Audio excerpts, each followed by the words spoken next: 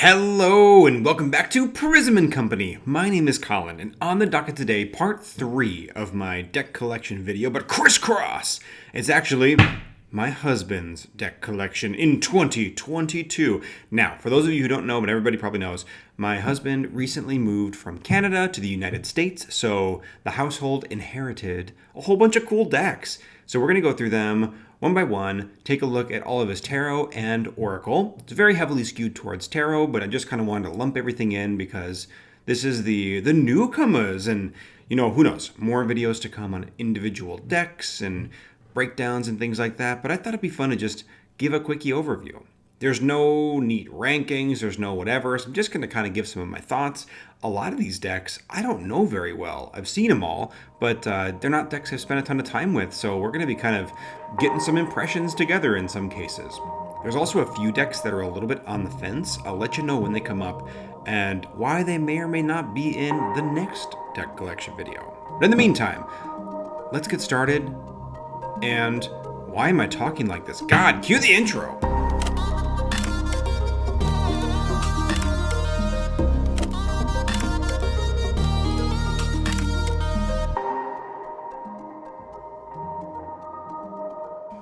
Up first, we have the Alchemical Tarot 5th edition by Robert M. Place. This is a really nice one. This is actually one that is a little bit on the fence, just because, I don't know, it doesn't quite sing to either of us. This was my deck originally. Silve wanted it, and so I gave it to him. And then he's like, maybe not, maybe so, but it's pretty cool. The art style is beautiful. The line work and the imagery is really nice. And I've recently really gotten into alchemy, and even with all that, we're still like, it's fine. Everything's fine. But no real shade at the deck. I think the deck is beautiful. This is probably my favorite Robert M. Place deck, at least that I can think of offhand. I think it's quite neat in some ways. But with that, I say let's move on to the next. We're going to keep this train cooking. I probably forgot to mention I'm going in alphabetical order here. And next up is the Alleyman Tarot. This is a really interesting deck, and it's huge. This is probably the biggest deck either of us have. If you're not familiar, this is a deck that took cards from like tons and tons of other decks and jammed it all together. And that includes things like the nice finishes off of those decks, or kind of the historical errors and all that stuff. Every single card is different. We got the Pixel Tarot, we got that Tarot, we got whatever. There's a whole bunch of them. Wow, I was really hoping to know more than one, but here we are, just the one. The Alleyman. It's really dang cool. There's some beautiful images in this. It's almost like a catalog of tarot in some ways, or a history book of them. There's so many cool ones. There's a lot of very modern decks in here too. And this is a deck that the inconsistency of would normally kind of bug me, but it's so inconsistent that it kind of wraps around it just being cool. Ooh, the Yokai Tarot. We'll be returning to that one in a moment. But yeah, like if you've never seen it before, it's so much fun. We got all the expansion packs too, so we really got to customize. There's like a stack almost as big as the deck of extras and bonuses and swappables. So you could really, really get some different decks depending on what your preferences are. Up next, we have the Blood Moon Tarot, a deck that I thought Silve might never get because the Kickstarter went forever. Well, the Kickstarter was fine, and then it was like, oh yeah, the decks are getting printed, and then there was all these like issues with, I don't know, the art or the shipping or something, and it got held up for like 150 years approximately. Anyway, now that it's here, it's totally gorgeous. You can put all the suits together to form these like 3x3 panoramas of 9 cards. Really, really something special. I love that card, the Fool. So gorgeous. There are definitely some inconsistencies. You can tell that the artist put a ton of time into the majors, and then some of the minors feel a little more rushed. But honestly, the world building is incredible.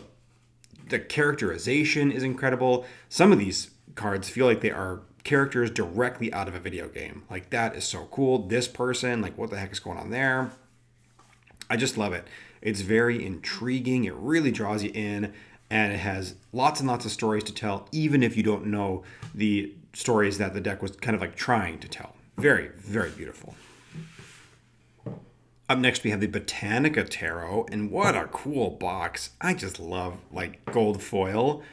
It makes me happy. I'm bougie at heart, what can I say? And I just love it. This one is really, really unique. All these kind of stark black backgrounds. The card stock is really quite nice on these.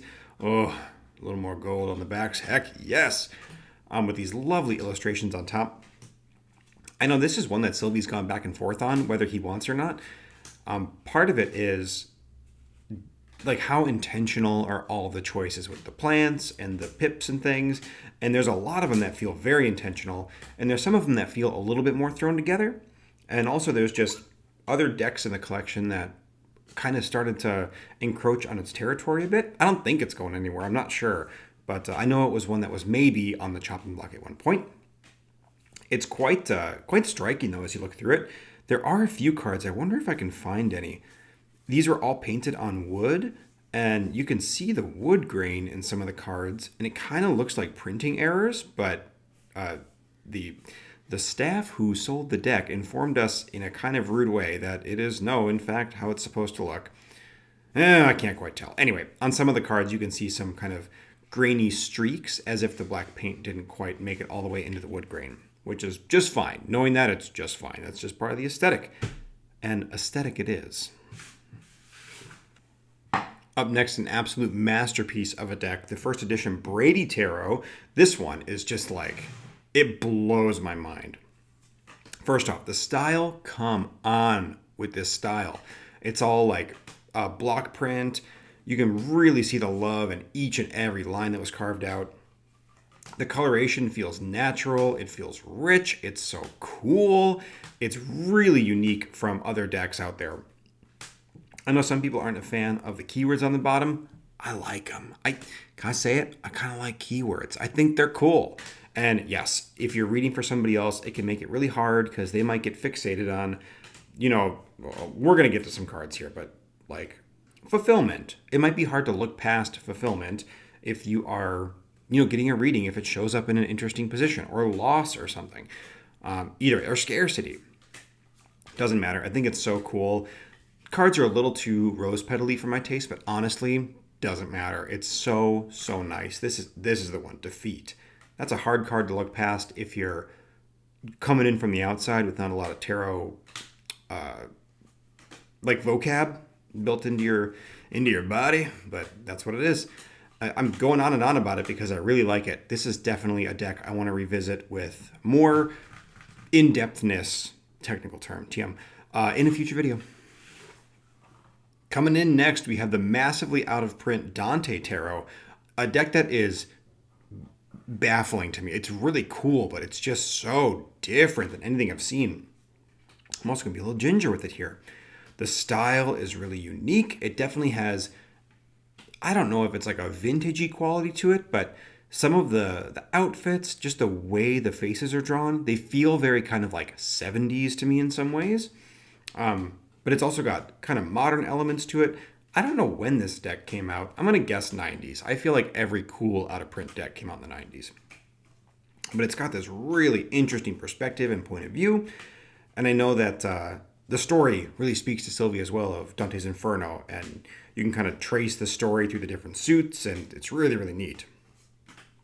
Yeah, this is one that I just like. It fascinates me because I'm not familiar with the source material. I'm not particularly versed in this kind of art style. I'm just like, whoa. I feel like I don't have much to say, and it's really neat. It's kind of fun to just be baffled and swept away by something. Ooh, that's a lovely card. Awesome. I'm going to very cautiously pack this one up, and let's go on to the next. For you Baba Studio fans out there, we have the fantastic Menagerie Tarot next. This is one of two decks that was curated from the art of J.J. Granville. And I know Sylvie spent a lot of time going back and forth deciding exactly which one he wanted.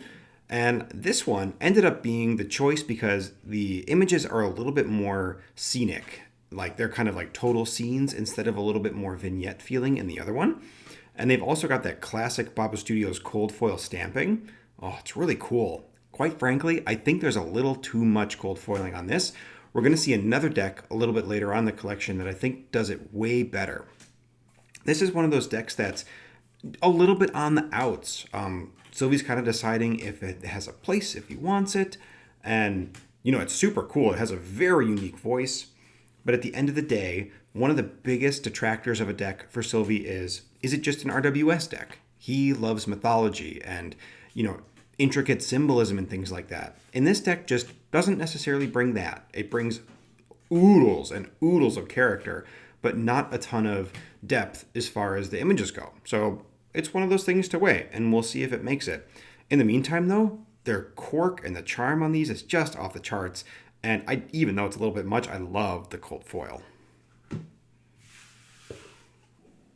Next up, we have the Fjordor Tarot. This one is another absolute masterpiece. This human being is an incredible artist, and I cannot even stand it. Let's just take a look at the backs. They're so subtle, but they're so cool. I just love them. And there is something about the way these images are drawn that is so intoxicating to me. Also, the cardstock on these cards is ridiculously good. It makes it so satisfying to hold, to shuffle, to look at.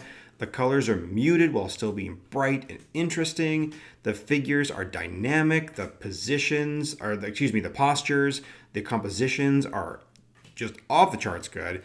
Everything feels very alive and full of movement. It feels very human, and it's great. This is an RWS deck that is done oh so right, where the Fantastic Menagerie just kind of ended at it's cute animals. This one gives you tons and tons to look into and dig into.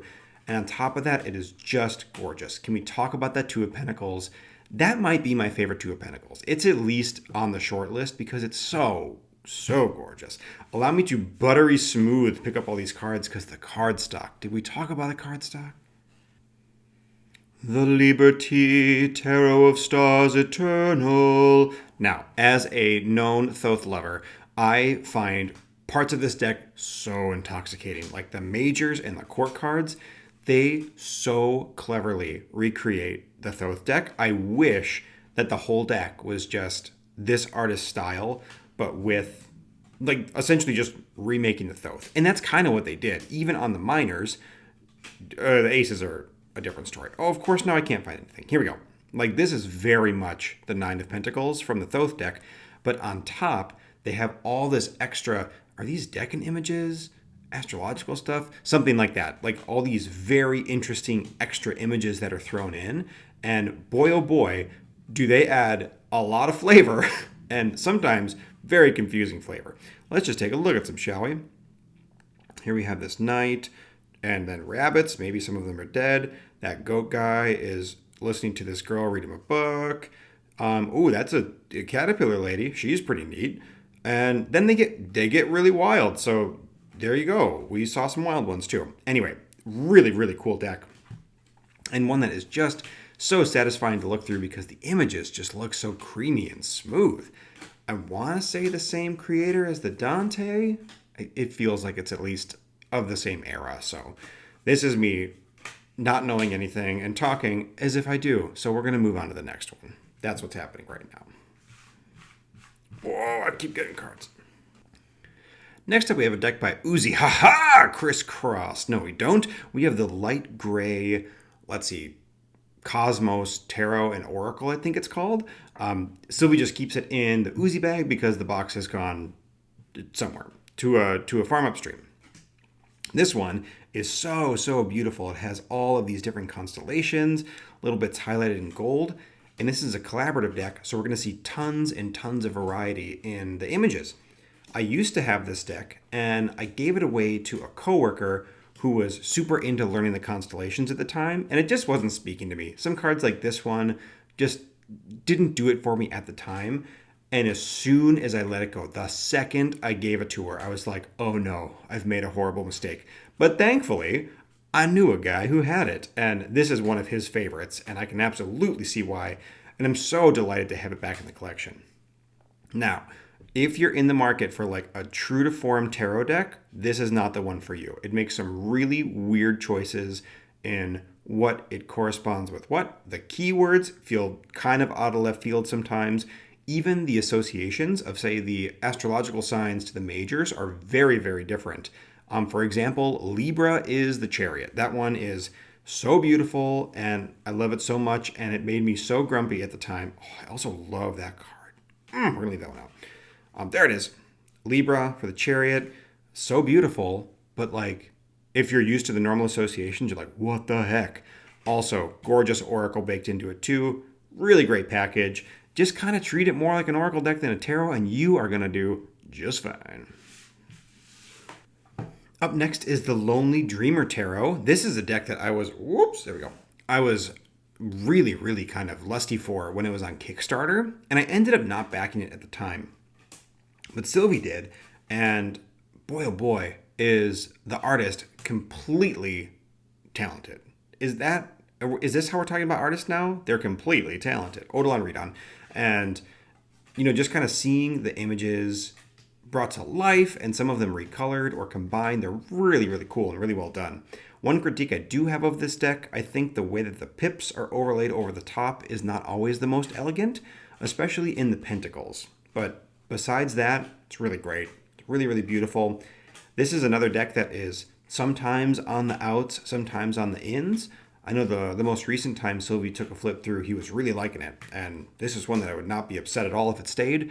And it would be one that I'd be fine to see go to. I feel like I like this a lot, but I'm kind of neutral on it. That being said, though, no shade on the artist at all. No shade on the choices made for the cards, because I really, really do think this is quite the successful collection. Up next, we have the Lua Tarot. This is a collage deck that is taking old historical images and etchings and things and combining it into a tarot deck. That's a really sharp Wheel of Fortune, isn't it? All black and white. I think this deck could benefit from a little contrast, but that's just me. And kind of, really sticking to RWS and throwing in some interesting little nuances into the mix. I know one of the things that attracted Silve to this deck was that it has a ton of diversity in it, all sorts of different cultures and walks of life, and it brings them together in kind of a cool way. This is one that is also on the chopping block a little bit. Some of the cards feel just a little too basic RWS in some ways, and he's kind of deciding, is the diversity enough to hold it up? Is the cool historical imagery enough to hold it in? Is the fact that it's black and white, enough? Because that's a very interesting, unique flavor. And so, to be seen. I think there's some really clever takes in this deck, some really beautiful images. Love that death card. And yeah, that's the Lua.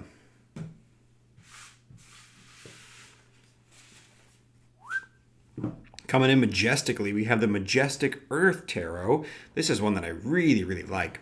This is another... Why can I not think of this word? I've said it like 4 times in this video. Conglomeration, collaboration, coagulation. Isn't any of these. Allow me to say words that it's not while I lay out some of the cards. Consecration, calcination. Oh, I'm not helping myself. It is, we're going to move on. It is someone who curated, that's the word, curated a whole bunch of different beautiful landscape paintings and put them together to form a tarot deck. I thought for sure when I picked up this deck for the first time that it just wasn't going to do what it set out to do. I thought that the landscapes were going to be a little bit too broad, that it was just going to be beautiful art and not really speak to the meaning of the card. I was dead wrong, dead ass wrong, because so many of these images speak very directly to what the deck is trying to do. And I think that's so cool that a single thing like landscape painting can provide such a beautiful range of meanings. The tower, look at that. That's very towery. 4 of trees, 4 of swords, beautiful. Steward of clouds, that is the prince of clouds, swords. Anyway, we're getting it. There's a huge variety. They're ultra beautiful.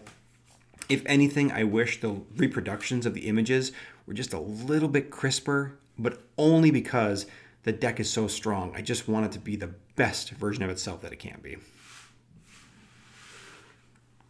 Up next, a really fascinating little biscuit, the Medieval Scapini Tarot by Luigi Scapini, who maybe has the most fun tarot creator name to pronounce, in my humble opinion. It's so cool. It's kind of Marseille, and it's got all these little figures that sort of tinker and tonker and dance between the pips. very medieval style. You know, it's right there on the tin. That's what it's going for. A lot of these beautiful golds, like they're very, very subtle, almost like the Masonic Tarot.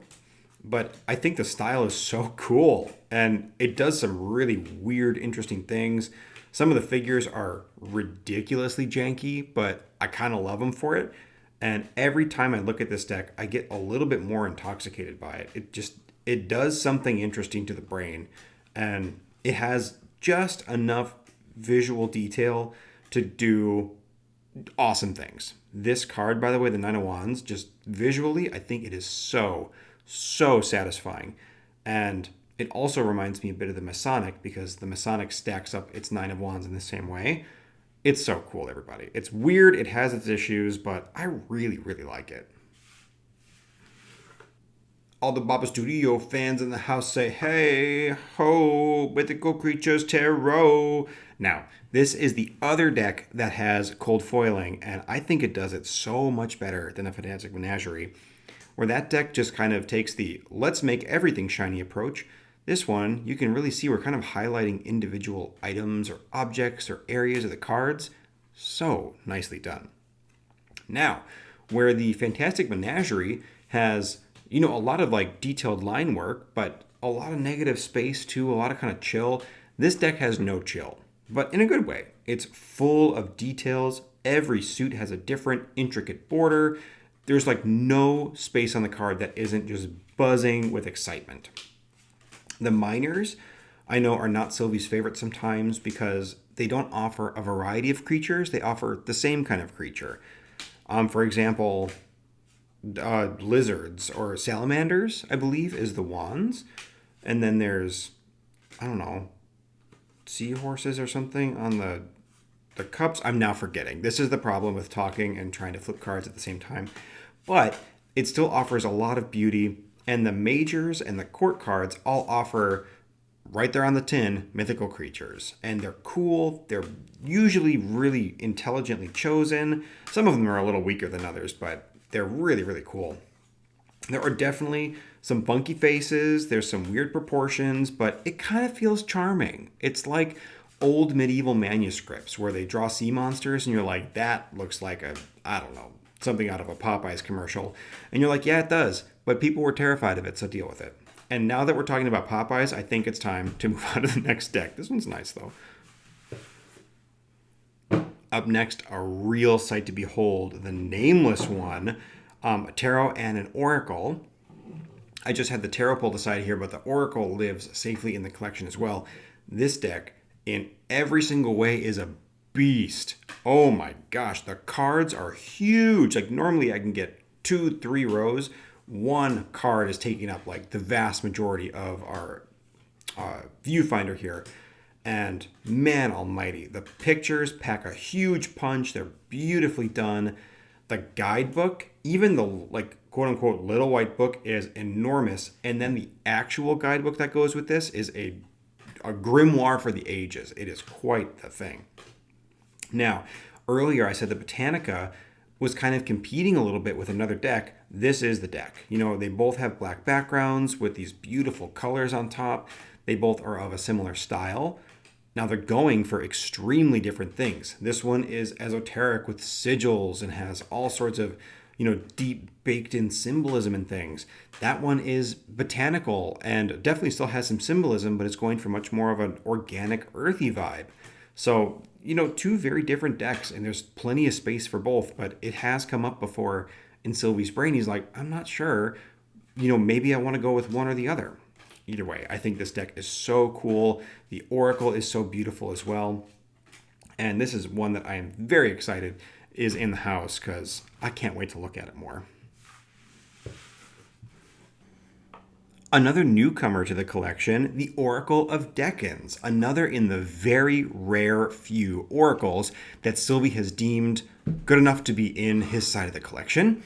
This one is talking about Deccan rulers, or like gods associated with Deccans, and it's really neat. The deck is kind of divided into two halves. They're both the same, but they are the light version and the dark version.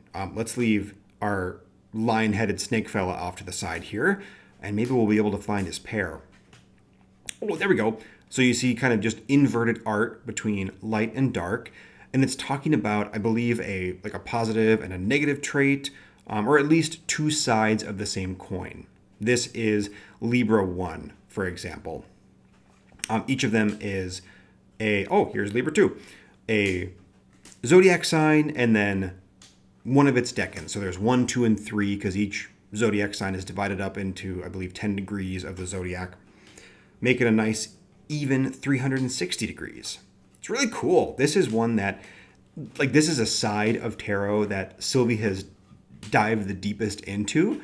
And it's so cool to hear him talk about it and all these amazing, incredible connections. And it's one that still feels very opaque to me sometimes. I'm not in the world as deep as he is. But to be able to kind of come together with a deck like this and really be able to appreciate the art and the poetry and the meanings has been so cool, and just get a little taste of that incredible genius brain of his. So very nice.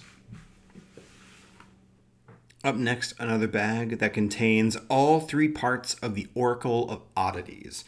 I know Silve hunted for a long, long time to find all three parts, and I'm really glad he did. This is a really, really cool deck with all sorts of interesting anatomical drawings and cool keywords, and very little overlap. There's a couple cards that kind of feel the same, but when I say that, I mean like 2 or 3, sets of pairs, and it's a big chunky deck.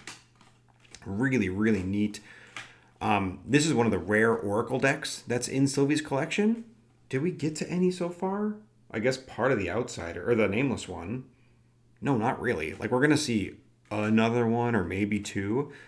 He just is such a tarot guy. A deck really has to be something special for him to be interested in a non-tarot deck, quite frankly. And so far, this one makes the cut, and I can see why. It's got a ton of variety.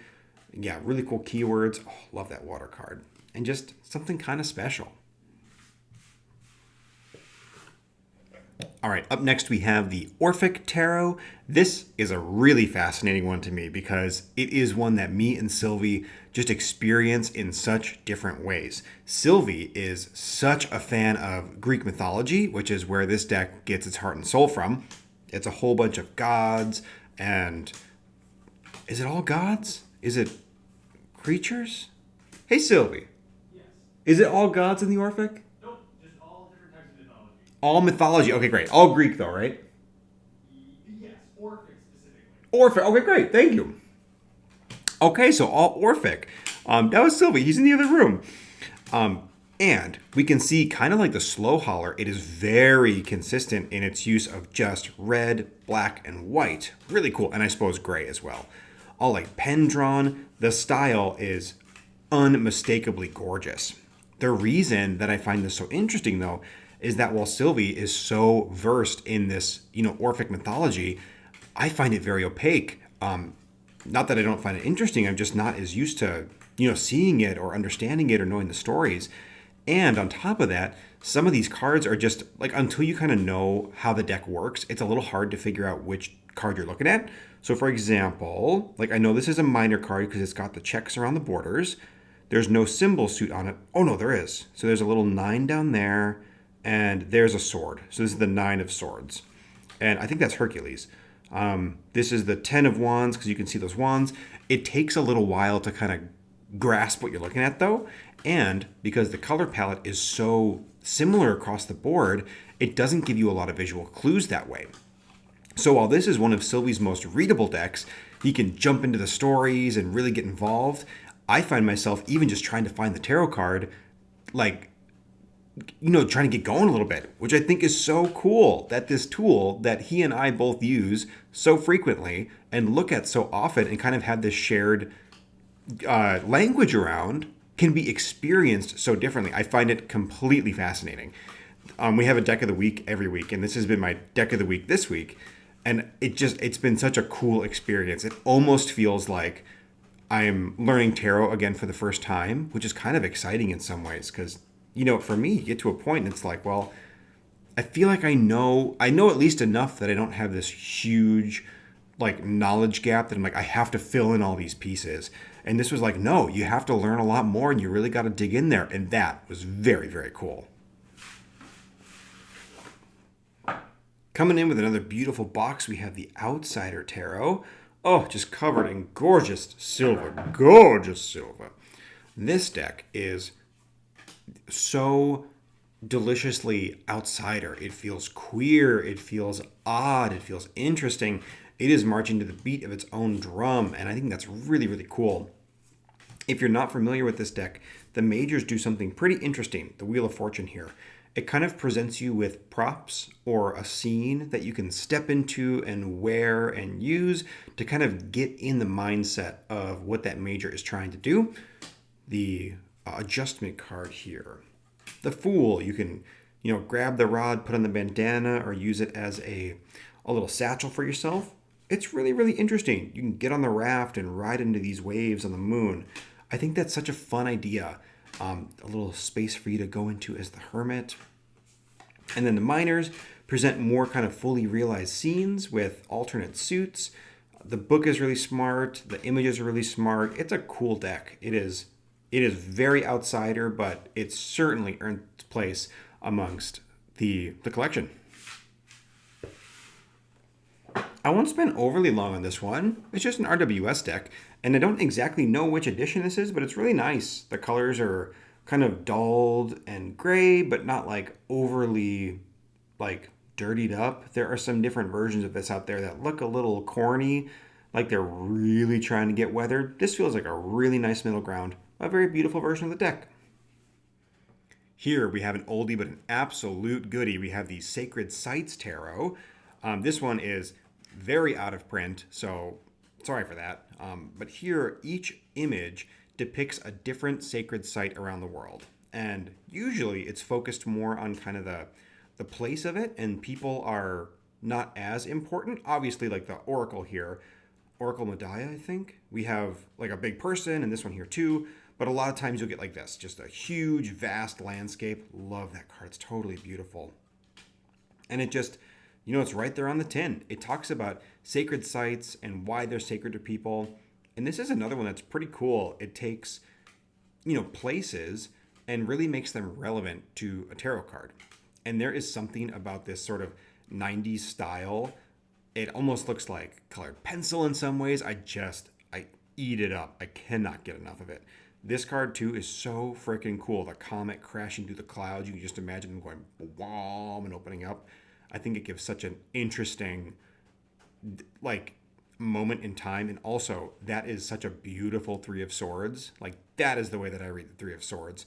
Just this dawning realization of oh no, that feels like the three, not a bleeding heart in my particular tarot view.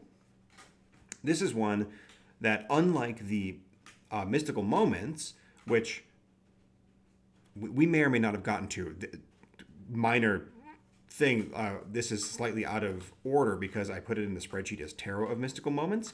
I was going to try and roll over that, but now I've mentioned another deck that I think is going to come after this one. I can't remember the alphabet right now. Anyway, the Tarot of Mystical Moments feels like it has this rich history in this world to it, but it's ultimately kind of flat in some ways.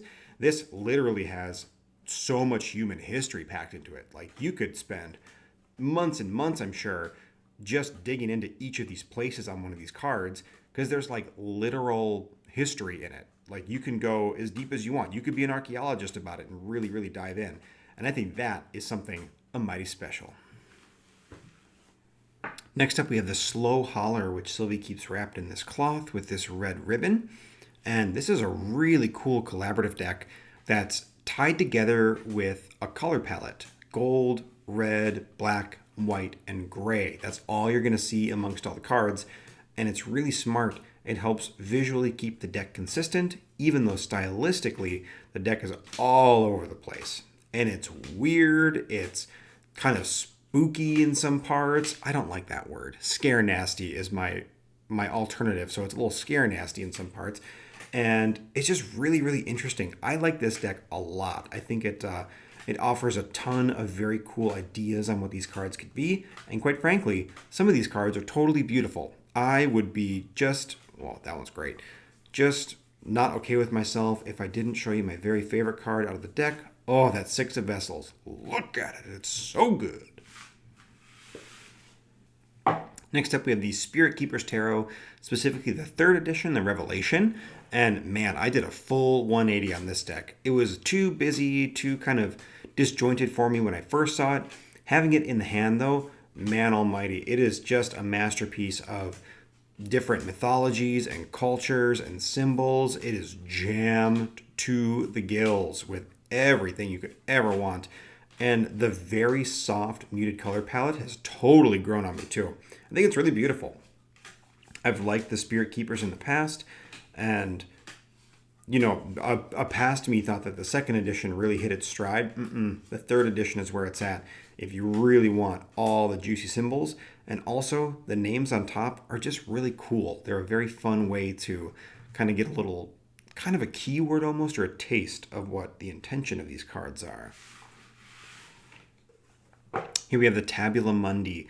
This is another deck that really did a 180 for me. Looking at pictures of it online, I thought it was kind of too busy, maybe too disjointed. But again, in person, I really, really like it. I think it's so cool. This is taking the idea of kind of the Thoth deck in some ways and just mashing it up with like symbol upon symbol upon symbol upon symbol. And a really cool part of this deck is that it takes the major arcana and gives certain symbols to it, and then remixes those symbols in the minor arcana. Every minor has, oh, that's a major. That's a major. That's a court card. That's a major. Come on now, here we go. Has like the moon in Cancer. So there's a astrological and a planetary association with it. So this is taking the wave from the Chariot and the moon, something from the High Priestess, probably these moons, or maybe that oyster in the middle, and mashing them together in really cool, unique ways. So there are all these beautiful visual themes that weave their way in and out of the deck and just make for something really, really special. I think this one is a real winner.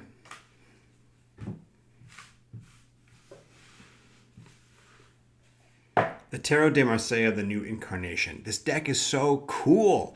It takes your classic Tarot de Marseille, so like Lovers, totally classic Lovers card, but then it reinterprets all the minors as if they were fully illustrated back in the day. So like the 9 of Coins here has a very medieval feeling or Marseille feeling image to back up the 9 of Coins image. It's so cool. They just nailed the style, like really, really nailed it. I can't imagine, or I should say I can completely imagine this being just what tarot came from. Like this feels like it could be the OG tarot, even though it was made in, I think, 2021. We have got to get to my favorite card though, because there's this amazing bird and I want to be best friends with him and he makes me very happy. Come on now. Bird. Oh, just look at it though. It's so clever. It's so interesting. It feels like old and smart, but also kind of new in some ways. There he is. Look at that guy. Oh, makes me so happy. The Tarot Neocolonial de las Americas deck and book set. Now, when me and Silve went on our honeymoon, we went to a shop called Alchemy Arts in Chicago. Awesome shop if you can visit it. And we're like, okay, we're just going to buy ourselves some decks because we really want to. And, you know, we're just going to kind of give ourselves permission to splurge a little bit. And I bought a deck that I got rid of immediately. I don't even think I looked or used it once. It was this weird old deck, doesn't matter. But this is the deck that Silve got, and he just fell in love with it. I think it's so cool. This is an RWS deck completely reimagined through like a modern lens. It's kind of cool. We just saw a Marseille that's completely reimagined. Here's an RWS completely reimagined in a very different style. There are so many modern things in these cards that you would never expect to see. There's an American flag. The Empress or the High Priestess has like the McDonald's logo on it. Like there's all sorts of stuff. So as you go through, it's really interesting. I highly recommend watching a full flip through of this one because it's just a wild ride from start to finish. The Tarot of Mystical Moments. You might hear some rain in the background. It just started raining and the pitter-pattering is actually kind of nice. This is a collage deck, but quite frankly, it's the best collage deck I've ever seen. I think this is a sort of the gold standard for what digital image manipulation and composition should be. The edges are so smooth, nothing feels out of place. All the images feel like very natural and is, as if they were kind of drawn from scratch or created from scratch. Even though this is an artist taking things and mashing them together, it's incredible. Like it is hard to find another example as strong as this of just putting things together. This is another one that's been in and off the chopping block, or on and off the chopping block, I should say, just because it is, again, pretty RWS-y and doesn't bring a ton else to the table, unless you want to read into kind of the fantasy of it, which, it's interesting. I think this doesn't bring enough like real world mythology to Silve's collection. It brings sort of an invented fantasy or an invented mythology, if you will. And there's no like source for that. And I think that might be a point of contention in the collection for him. And I can see it. I think, as beautiful as it is, there is something about it that just doesn't feel very, like there's not a lot of inherent backstory to it. So I can get why it would feel a little shallow. I can totally see how somebody could read into this for days too, if you're really willing to kind of get lost in the world. But it's interesting. Not totally my flavor. I don't know why. The style is like almost too clean and pristine. I like a little bit of grunge on it, but I have nothing bad to say about this artist. She is absolutely just masterful in her craft. Tarot of the Divine. What a divine deck indeed. This one is a whole bunch of different stories from all over the world told in these really beautiful cards. And the color palette on this deck is very consistent all the way through, kind of like the slow Holler, a couple of decks that we've seen along the way. It's not limited to just 3 colors, but it's definitely pulling from, blues and teals and oranges as a kind of dominant color palette. So even though we have tons of different cultures from all over the world, lots of different kinds of figures and characters and animals and people and whatever, there's this real sense of unity among the deck. And I think that's awesome. I think even just, locking in on a couple of base colors in your palette to really ground things goes a super long way to giving your, what could be very disjointed deck, a huge sense of flow. And you draw any 3 cards and they're going to look great together because, well, first of all, the style is spectacular. And there's always going to be a little something that draws your eye. You're like, oh, that wing looks a lot like the sunset.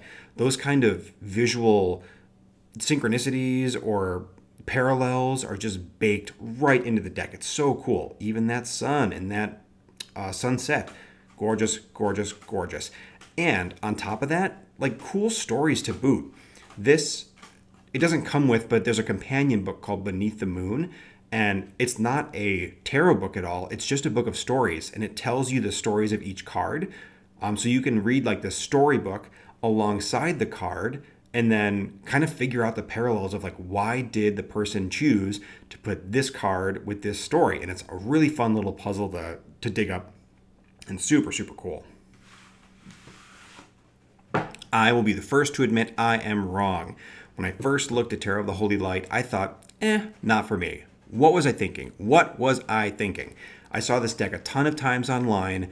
One of my very favorite YouTubers, Elle from Sacred Seed, this was like her favorite deck. And just looking at it, I couldn't see it. Oop, I think I got them all jumbled here. And I think over YouTube, for some reason, they didn't quite hit it for me. I find that seeing a deck in person really kind of changes things. Like you don't get the subtlety of the printing. You don't get the gloss of the paper, the feeling of the ink in front of you. I genuinely think that's a real thing. Because when this deck got in front of me, there was a moment where I still felt like it was a little bit too cobbled together in some ways. Because we're taking old alchemical drawings and mashing them together. This is totally a collage deck. But I sat with it and I did this exercise that I've been doing more and more lately with decks that I don't know how I feel about or I really want to like. I took them, oh boy, here we go. I go through card by card and I say, okay, I like this card, I like this card, but I don't like this card. And I put all those off to the side and I make 2 piles. And then I go through the pile of cards that I don't like and I find what cards do I like out of this pile. And I go through and I sort them again. And all the cards that I do like now just go into the I like these pile. And there's another pile of I don't like them. And then I go through the pile again of the cards that I don't like. And I just keep doing it over and over and over again. And it's a way to kind of whet your appetite and get to know a deck a little bit more. Because I find that sometimes it's like listening to a song. The first time you hear a song, you're like, I don't really like it. And then you listen to it again and you're like, oh, I didn't notice that beat in the background. Or I didn't notice that the bass was doing this cool thing. Same thing with art. I didn't notice that there was this visual theme that I missed. Or that little bit of symbolism that kind of snuck its way in. And as your brain starts to get used to how this deck is operating, what its visual language is, you can start to appreciate it more and kind of get into the artist's head and see, okay, now I see why they made that choice. Okay, now I like that a little bit more. And by the end of it, I was in love with the damn thing. I think it's so cool. And on top of that, I'm on this like weird alchemy kick now.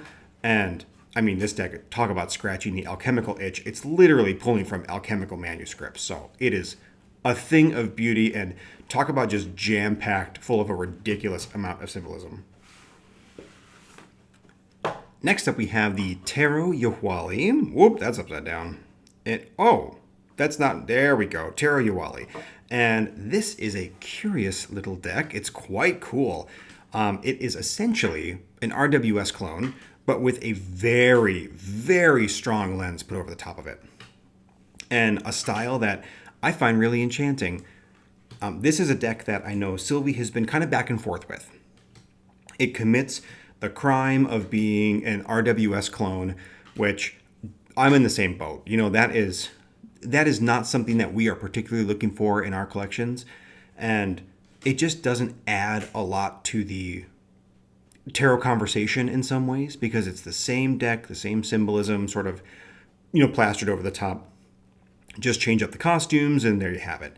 This deck, however, has so much other stuff baked into it. It is not simply just a reskin. It's kind of a reimagining through a different cultural lens, but using the same positions and compositions that the RWS has to offer.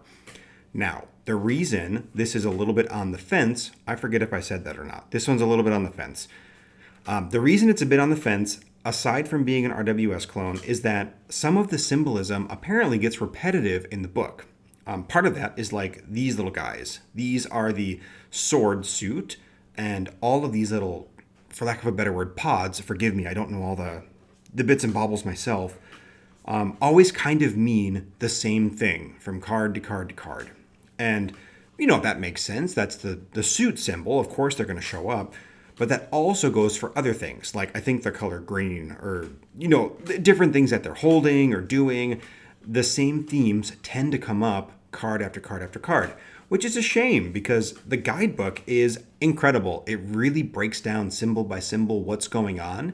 And it kind of does the thing that I wish every guidebook did, is talk about why did the artist choose what they chose for the card.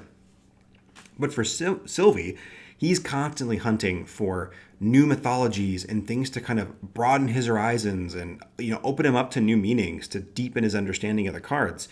So to find this, which is a completely different culture than he's normally looking at, he was like, yes, this is my chance to really get, a lot more depth out of a completely different thing than I'm normally looking at. But with the kind of repetitive ideas in the book, it wasn't offering, it was really wide, but not super deep, just not quite enough. So it's still deciding whether or not it's going to stay or go. And by it's, I mean, he's still deciding. He's deciding if it's going to stay or go. And I'll be so curious to see where it ends up. Honestly, I'll be happy either way. This is a beautiful, beautiful deck. I think the craftsmanship of the art is top notch. And even though some of the symbols might be repetitive, I don't think anybody could say that there was not a lot of love and care and attention put into these pieces. They're gorgeous. And on the same note, it's ultimately kind of an RWS clone. It's got some repetitive bits to it. It's things that we've seen before, so who knows? I'll be excited to see where it ends up. And quite frankly, I think both choices are good choices. And that's a great spot to end up.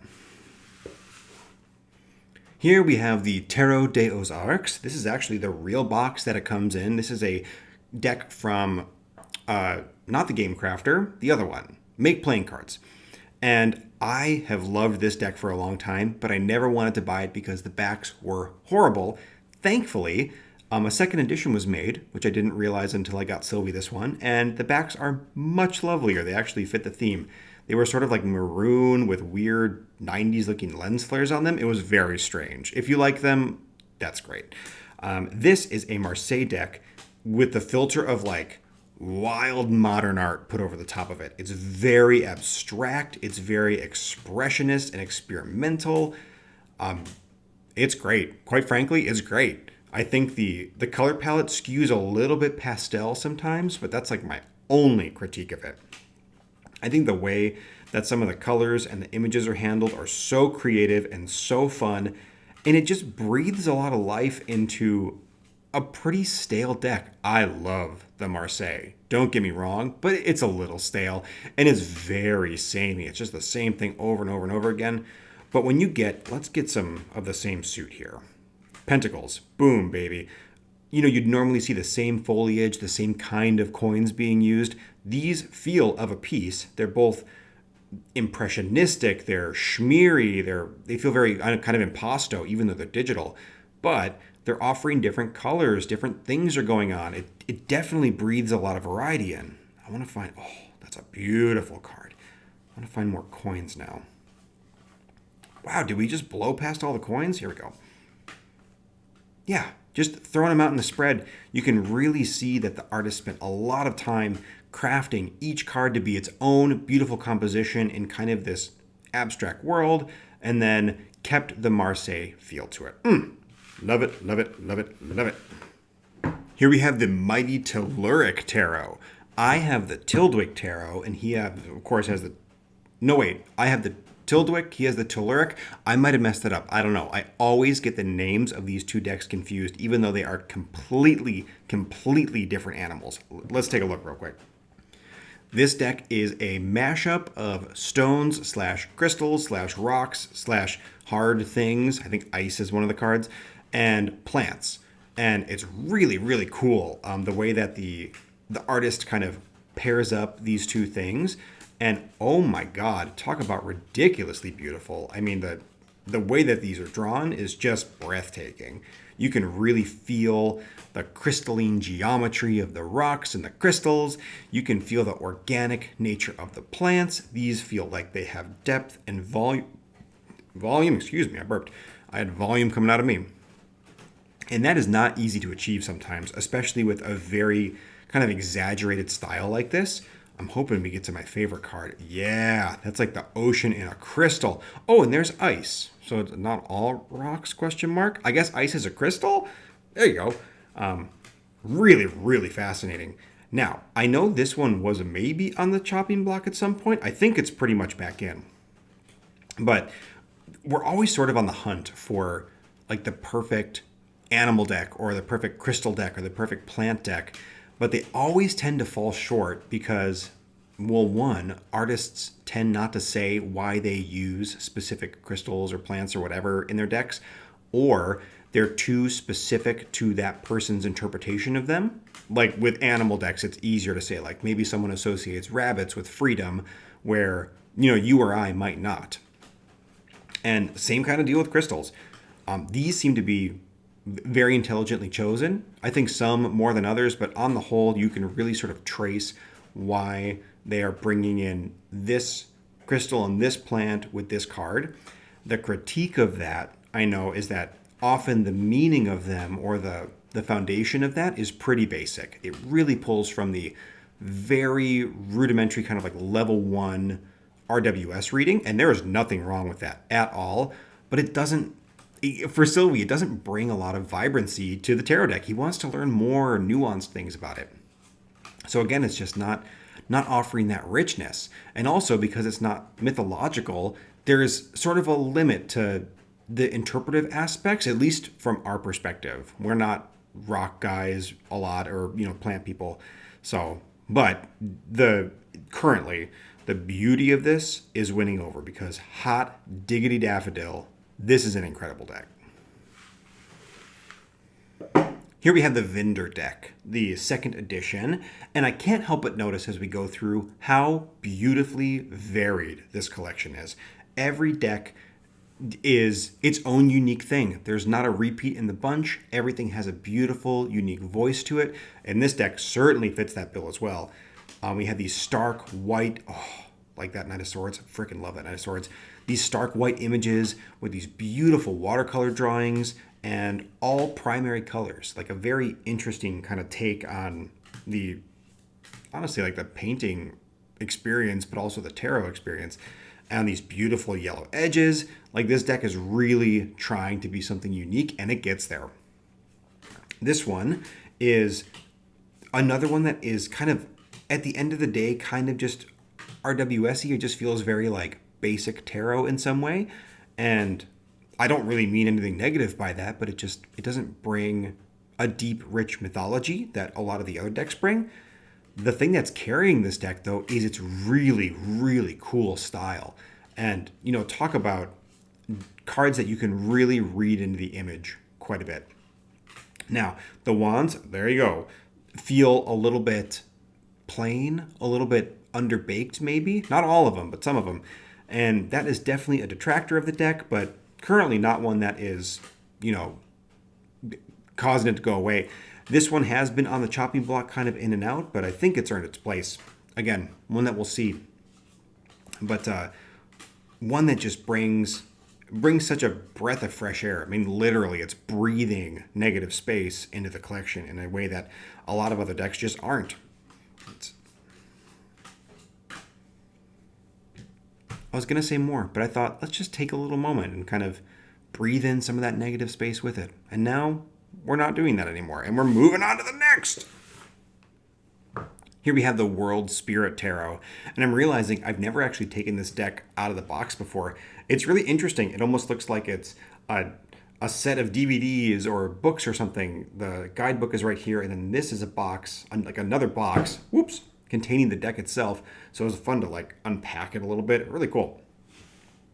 Oh, I should have been showing off the backs of all these decks. Well, hindsight's 2020. Here we are. A really, really fascinating little deck with, I think, woodcuts. That's my best guess anyway. It's at least in kind of a woodcut or like a lithograph style, and very diverse, very colorful, very sort of illustrative in that there's like dark black lines outlining everything, bright, bold, pretty flat colors filling everything in.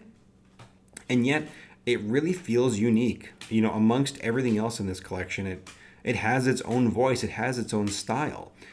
The court cards do a really fun thing where it's Sage, Sybil, oh gosh, I knew I was going to try and do that and mess it up. I'm not as familiar. Sage, Seer, Sybil, and we're going to get there. Oh boy. This whole video I feel like has been me, Seeker. Me being like, oh, I got this, and then not having it, and then we're sort of sitting together while I'm frantically flipping through decks to get there. Anyway, we got there. All of the names of the court cards start with S's. That's really the end of the joke here. It's alliteration. I like alliteration. Lots of different cultures, lots of different imagery, lots of different symbolism. It's really pulling from quite a variety, and I think it's pretty cool.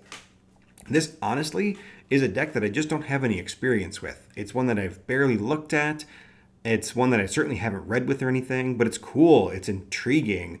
There's something about it that kind of keeps pulling you in. And both Sylvie and I have this experience a lot. It's a deck that if you let it go for a while, you're like, I could let the World Spirit go.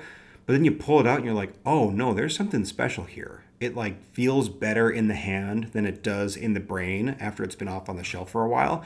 I totally have decks like that too. You have to really break them out and see them to be reminded of how much love and joy and interest there is within the little cards.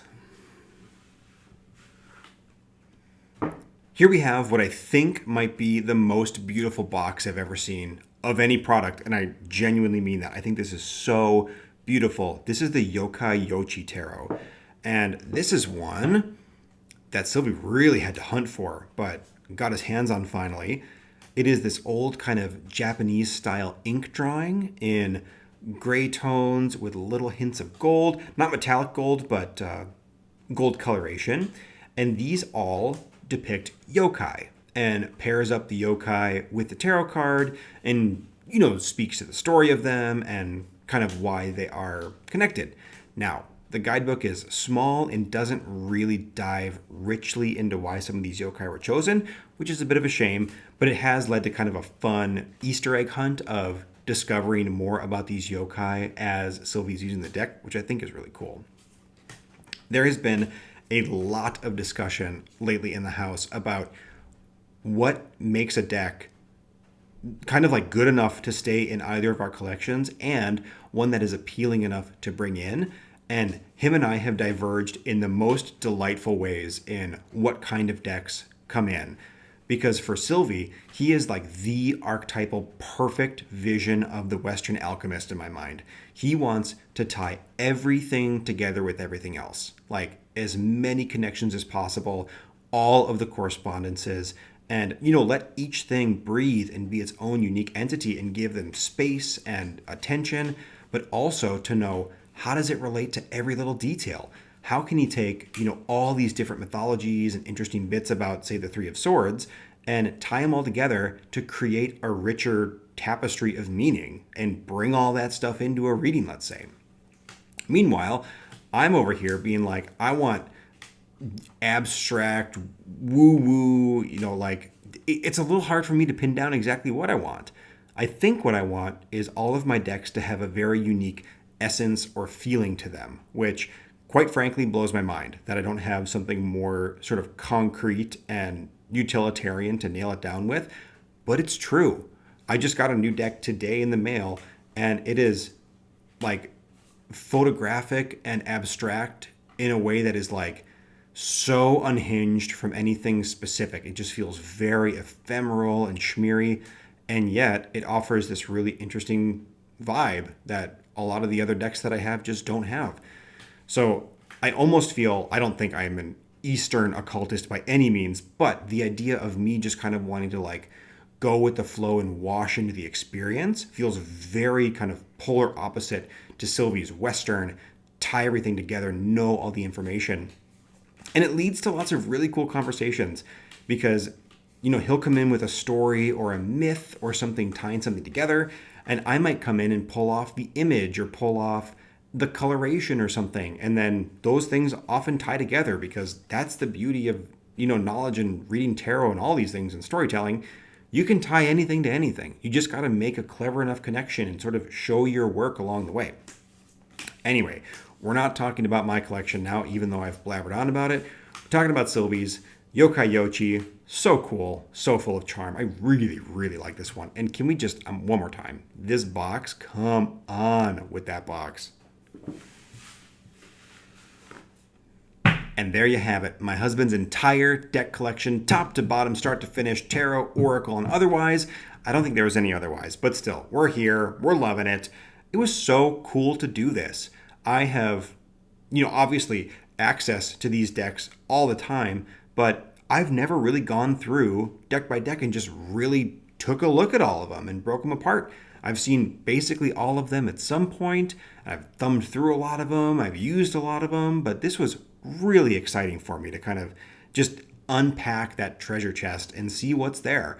I think it's such a cool collection. It's got such a specific voice to it, knowing that it's, this deep mythological, symbolic treasure trove, and seeing the little places where that really comes into play or diverges or there's little exceptions being made, because I think every tarot collection is full of exceptions. It's how do we take this thing that we love, this one deck of cards, and then breathe as much like variety into it as possible so it's always interesting and exciting and gives us something to learn.